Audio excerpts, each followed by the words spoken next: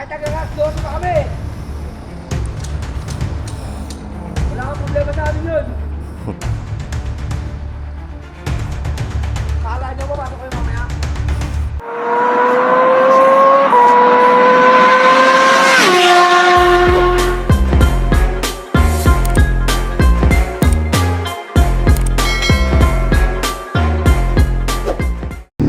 What is up, guys? Jeff Lane here once again, and today we're just going for a quick ride, morning ride, and we're gonna talk about what you guys want more or love more while riding. Is it riding with a group or riding by yourself or solo ride? So merong mga advantages tsaka disadvantages ang bawat isa. But for me, as a rider, you should have experience, or you should have like time for both. Kasi sa totoo lang, hindi all the time masaya ang solo ride, and at the same time hindi rin naman all of the time masaya ang group ride or riding with your group buddies.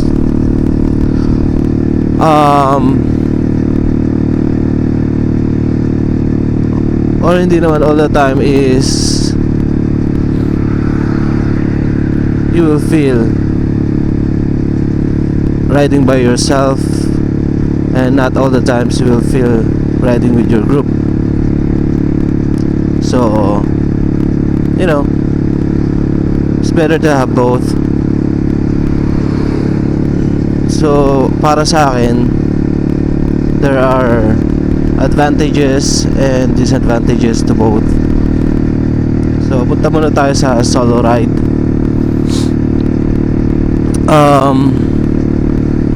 Before ako nag-join to any groups, of course I wanted to explore everything about my bike, so I ride solo. So marami rin tayong napuntahan.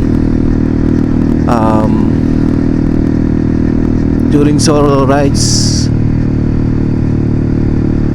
you'll have the advantage of riding at your own pace, no? Hindi mo kailangan magmadali, hindi mo kailangan maghintay, hindi mo kailangan bilisan para humabol. You know, just chill ride, ganun. And whenever you feel, doon ka bumakbak.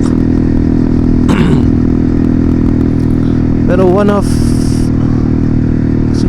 the positive things about riding is that you can stop whenever you want to. Pag napagod ka,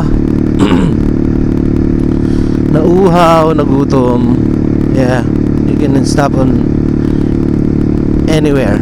I mean, kung saan ka man abutan ng gutom at pagod.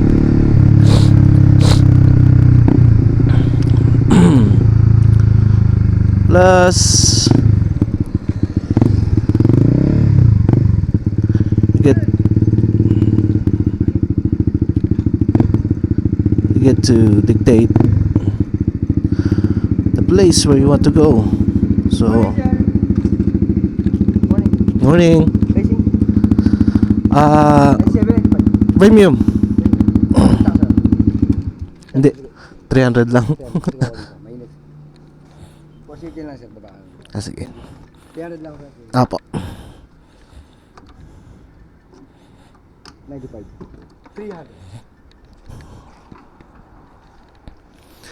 Ayun, so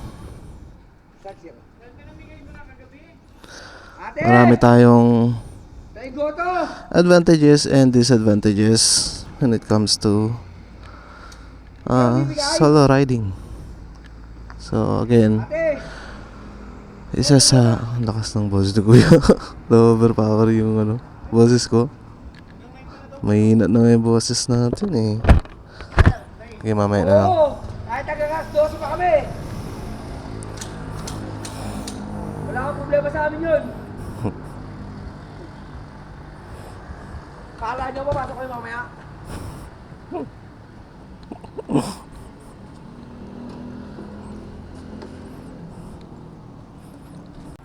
Sige, dito po.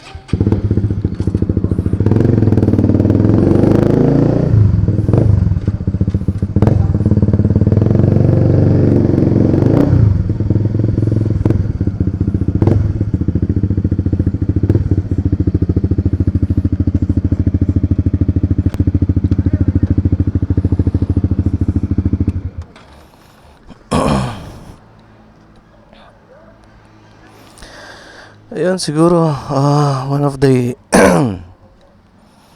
one of the advantages still kapag nagsa-solo ride ka is Sir, Yeah. may po kayo, sir.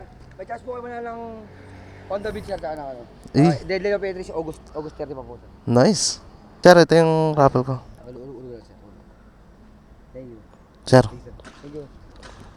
Hit ako! Salamat! Ito ko eh.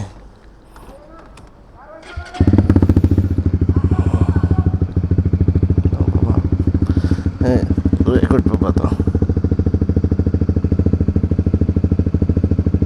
Oh, record pa siya. Alright. As I was saying, one of the advantages of riding solo ride is having to meet new people. New people, man. New friends. New experiences.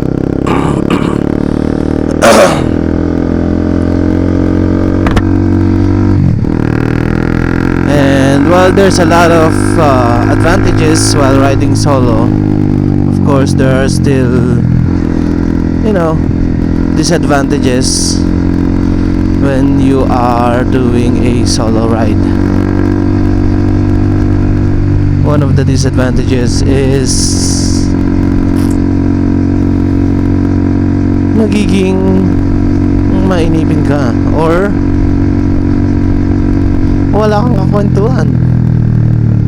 Tabi nga muna natin.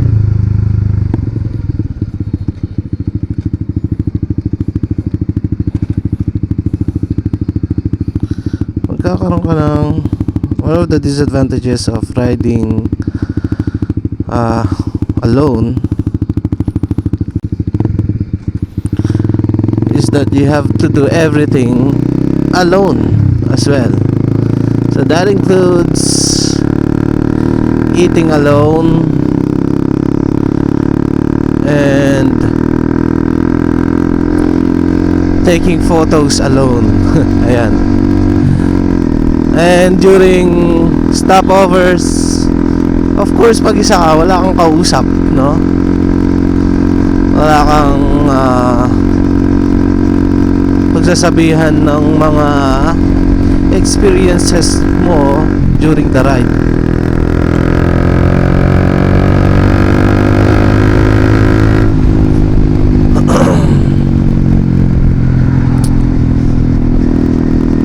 And isa pa sa mga advantages of riding solo, if you are an introvert person. So kung inverter ka, mas gusto mo yun kasi wala kang kailangang kausapin, wala kang kailangang tawag dito, pakinggan pag nagkukwento. So that's one of the advantages of riding solo. And another disadvantage of solo riding is wag naman sana mangyari kapag ikaw ay nasiraan sa daan wala kang kasama, especially on remote areas, you will have the privilege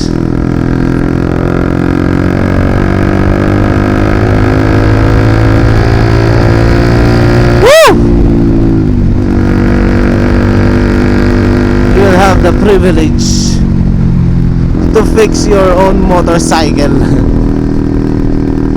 Dito tayo sa flyover. You know, you'll have the privilege to fix your own motorcycle at your own expense, with your own strength, with your own tools. Oh, maswerte ka kung merong malapit na talyer na pwede mong pagpagawaan. So hopefully not.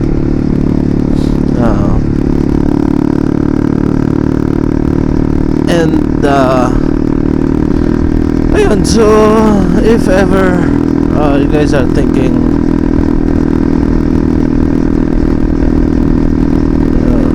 kung ano mas trip nyo, so just go with what you want. And I would suggest you should have both. You should have time for both. So you have time for solo riding and also have time for group rides. So ako meron akong sinalihang grupo. That is the Pampanga Gents. Shout out Pampanga Gents. And halos lahat ng members are very extraordinary persons. Na kung saan yung president namin is wow, isa sa pinaka masasabi kong motorcycle enthusiast na na-meet ko, si Sir John, Press John. Shout out. Isa sa pinaka magaling mag-handle ng grupo, kasi of course sa bawat grupo iba-ibang tao yan, iba-ibang characters, and yun, napakagaling makasama, and very welcoming sa grupo. Lahat ng mga members sa grupo are very welcoming. Sarap mag-jogging, oh. So yun lang. And yeah, of course, kung may solo, may group rides. So one of the advantages of riding in group rides is that you don't have to face everything alone. So that means masiraan ka man dyan, need mo ng kakwentuhan, or you know, just you wanna get some tips about riding. Usually sa mga group rides yan, matututunan sa mga kagrupo mo. And I'm so blessed, I think, sa grupo na sinalihan ko, dahil halos lahat ng members ng Pampanga Gents ay sabi nga nila mamaw when it comes to the road and riding their motorcycles. May mga professional racer and may mga instructors din, alam mo yun. So they're giving you tips and tricks for free. So that's really something to be thankful, especially sa grupo na yan, sa grupo namin. What else? Of course, if you are riding in a group, meron kang mapapakiusapang mag-take ng selfie mo. Hindi mo na kailangan ng pader para pagsandalan ng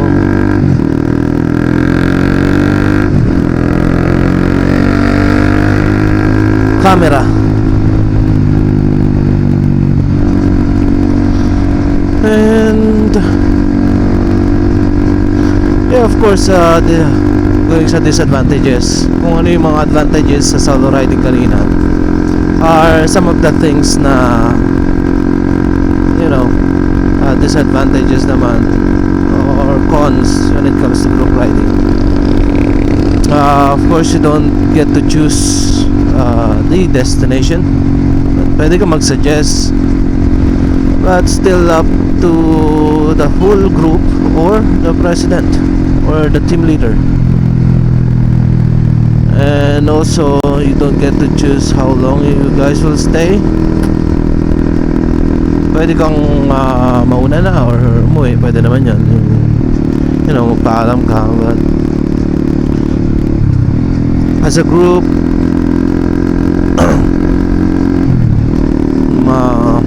most of the time, yung majority na susunod dyan kung kailan uuwi.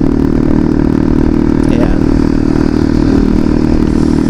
And ano pa ba? Yeah, I think hindi para sa lahat, no, pero para sa akin, one of the disadvantages is yung nahihiya kasi ako na lagi ako nahuhuli pag sa rides kasi medyo mabagal lang tayo magpatakbo. And most of the time kasama natin yung OBR natin. So ayun, in short, lagi akong hinihintay. So for me na it's a disadvantage kasi nga nahihiya ako na may naghihintay sa akin. So yeah, ayun lang.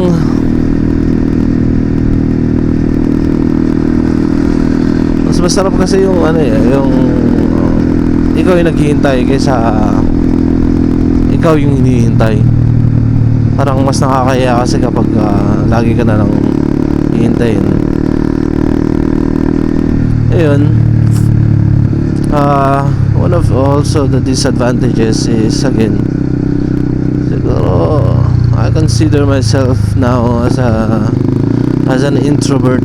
So yung most ng kasama ko sa grupo are matagal na silang magkakasama, and isa ako sa mga bago. So they got their own topics when it comes to kwentuhan. So medyo nahihiya pa akong mag-engage, something like that. Pero ayun guys, again, it's up to you if you wanna ride solo or ride group on a weekend or on a holiday. But then again, I would highly recommend to have time for both.